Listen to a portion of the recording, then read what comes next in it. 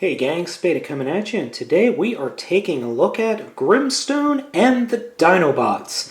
Here we have Grimestone, the Spinosaurus drone, the Ankylosaurus drone, the Pachycephalosaurus, and the Parasaurolophus drone.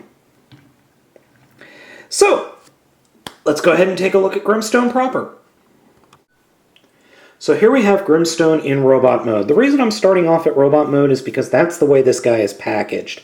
And as you could see, he is rather bulky. He's a little bit bigger than the standard Scout class. Unfortunately, he's got a lot of kibble.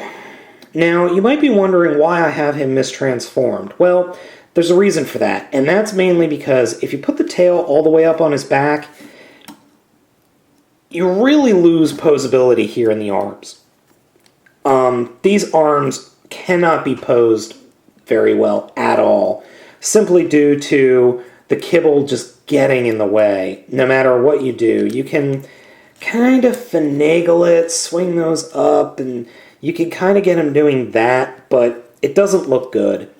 Other posability is hampered because this figure is ridiculously top-heavy. His feet are just these little pegs that come out. It kind of reminds me of high-heeled shoes, where you've got but in reverse, so you've got the tip back here and then the flat part over here. And his posability, you can get him in some decent, okay poses, but he's only meh. I really hate to use the meh scale, but I'm not really impressed with this guy. Sadly, the figure does not have any light piping in the head, and this is a figure that I think would really benefit from some really good light piping. Also, his eyes are blue, but you really can't see them unless you get the light just right. And there's the screw, but no light piping, sadly.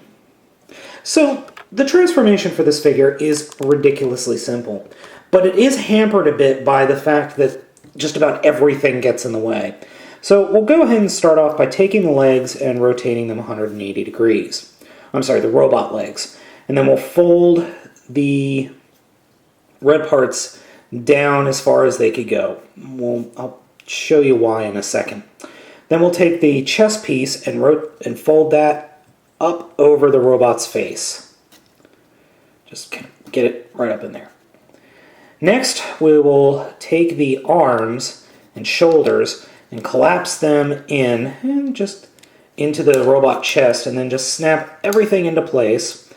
And come under here and just kind of finagle the dinosaur feet out. Unfortunately, the legs of the robot mode get in the way, but you can get around them pretty easily. Finally, we'll come back here, take the bottom part of the robot leg, fold it all the way up so that the little blue combiner peg is pointing straight up. Grab the combiner peg and fold that as flat as you can on the upper leg, and then fold the lower leg down, and then you can fold up the little red high heel parts. So do the same thing over here. And then finally, you can fold or flip the tail out. And here we go, is Grimestone in his Triceratops mode. Now, in all honesty, this looks nothing like a Triceratops to me, or it looks like a very young Triceratops. This more resembles a Styracosaurus. Now, for those of you who are fans of paleontology and actually do follow paleontology, you might know that currently scientists believe that a Styracosaurus and a Triceratops are the same dang species. I don't buy it. They just look too different, but that's just me. I don't think, as I said, that this is a Triceratops. I think this is a Styracosaurus. That's my personal opinion, but I could be wrong. So, as you can see, the dinosaur mode is not too bad. And when compared with the other dinosaurs that come in this set, it's a nice balance. You've got the two faster moving bipeds, and then the 2 slower moving and maybe more heavily armed quadrupeds. So, as a whole, the set looks pretty good. And even though I think that this figure is a little weak, I think you'll agree with me that the Power Core Combiner form is rather interesting. So let's go ahead and get on to that. Transformation to the Power Core Combiner mode is actually pretty easy. I'm going to start by folding up the tail and just having it snap right into the back. And then we're going to come in and take the power core the legs, fold them up, and there's a peg on the back or on the other side of the figure where the front dinosaur legs fold into and connect to quite snugly, actually. Then we just fold out the shoulder connectors. The legs are a little bit more complicated, not much though. We're going to start by collapsing the leg completely so the peg goes down, and then rotating the leg 180 degrees so that the bottom red faces out in front of the figure.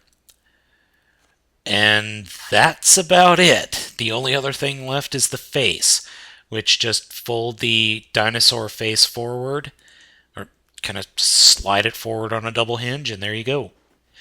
Combining the Power Core drones with the main unit is a little tricky with the feet because you kind of have to, there's nowhere to grab the figures that you could connect the pegs, so I like to go ahead and manually make the change and then just hold them in that position so that the pegs go in nice and easy. The arms, however, peg in super easy. Here's the Spinosaur, and then finally the other one. And then just fix the chest. Power Core Combiners, Grimestone. Now, I have to say, I actually really do like this group. I think the Power Core Combined mode is unique. Yeah, it looks a little silly with just dinosaur bits hanging off, but it really harkens back to the Gen 1 era where you had, okay, yeah, you've got an entire helicopter hanging off, or you got this weird animal hanging off. In fact, it more reminds me of Abominus from Generation 1 than anything else. And it looks pretty dang good on the shelf, I have to say. Two things I need to make you aware of are the bottom pieces. These legs and this head need to be just set in certain ways such that everything works okay. If they're not flattened out, you're going to have problems. But other than that, I found the figure actually holds together really well. And it looks pretty good. Out of all the other 5 packs before this, now, I haven't actually gotten 2 of them, but between Bomb Shock and Air Raid or Skyburst or something, I actually really like this. I think the reason I like this is because it's more cohesive than any of the others. The coloring is all cohesive. I mean, you've got the silver, you've got the gold, the gray, the silver. It's spread along all the figures, and that's really, really nice. Would I recommend this, though? Only if you love dinosaurs and you have to have the Dinobots. That's the only way I'd recommend it.